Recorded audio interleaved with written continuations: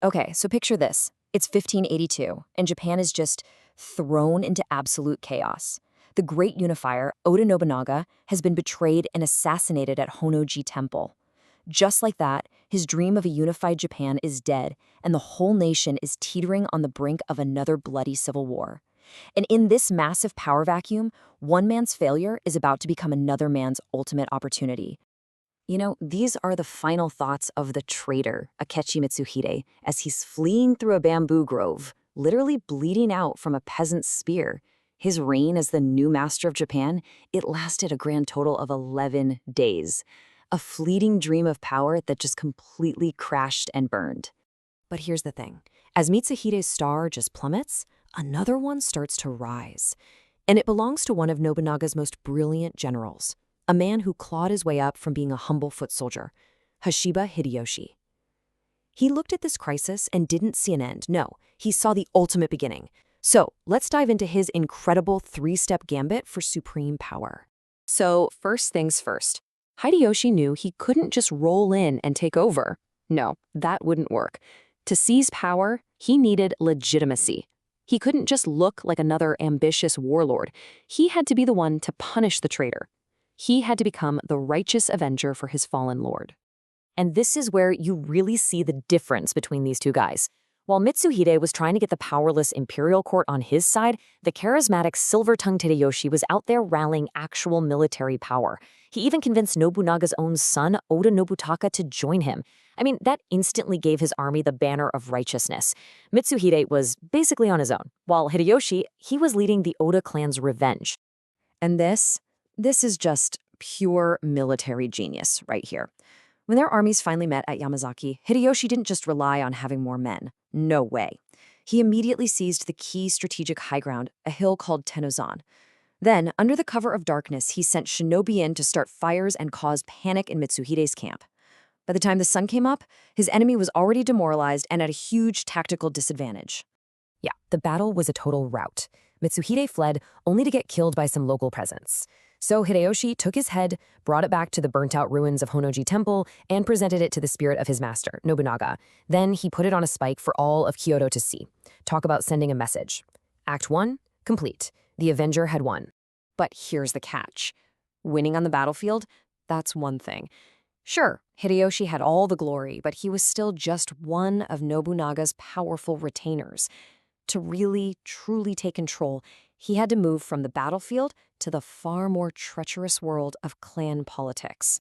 All right, so welcome to Acts 2, The Statesman. The new battlefield is the Kyoto Conference. This was basically a summit of Nobunaga's most powerful generals, and they were all getting together to decide the entire future of the Oda clan. It was here that Hideyoshi would have to face his greatest rival, not with a sword, but with his wits. Okay, so the big dog at this meeting is Shibata Katsue, Nobunaga's oldest and most respected general. He's backing Nobunaga's third son, Nobutaka, a really strong candidate. This puts Hideyoshi in a corner, politically speaking. He's forced to back the second son, Nobukatsu, whose reputation was kinda shot because of some military screw-ups. It really looked like Katsue had the winning hand, and Hideyoshi was about to get pushed to the side. So the room is buzzing. It looks like Katsue's got this in the bag, sealing Hideyoshi's political defeat. And then Hideyoshi has this sudden flash of inspiration. He quietly gets up and just walks out of the room, leaving everyone behind wondering what on earth he was plotting. And when he comes back in, he's holding Nobunaga's infant grandson, Samboshi. And boom, it's checkmate. Nobody could possibly argue against the son of Nobunaga's chosen heir. He had the perfect bloodline. But, and this is the genius part, he was only 3 years old. He wasn't a threat to any of the powerful vassals. By proposing a candidate no one could refuse, Hideyoshi totally outmaneuvered Katsue and made himself the infant's guardian. Just brilliant. I mean, what a political takedown. The conference was a stunning victory for Hideyoshi, but in doing so, he made a mortal enemy out of Shibata Katsue. The time for talking was over. Open war between Japan's two most powerful men was now absolutely inevitable. And here we go. Act 3, The Conqueror. This is the final showdown, the clash of titans, to decide who would really become the true successor to Oda Nobunaga. This was Hideyoshi's cunning versus Katsue's raw power. And believe it or not, right out of the gate, Hideyoshi gets this incredible gift. Katsuye's ally, the very bitter Oda Nobunaga, declares war way too early. Heavy winter snows trapped Katsuye's huge army up in his northern lands, which let Hideyoshi march completely unopposed and force Nobunaga into a super quick surrender. But Katsuye isn't down for the count just yet. Once the snows melted, he marched south. And right as the armies were getting into position, Nobunaga rebels again, forcing Hideyoshi to race away from the front lines to deal with this threat to his rear. So now, Hideyoshi is in a real bind. He has to split his army, leaving Katsuye with what looked like a golden opportunity to strike. So Katsuye gives his top general, Sakuma Morimasa, a simple order. Take a forward fort and then hold your position. But Morimasa, flushed with that early success, gets greedy.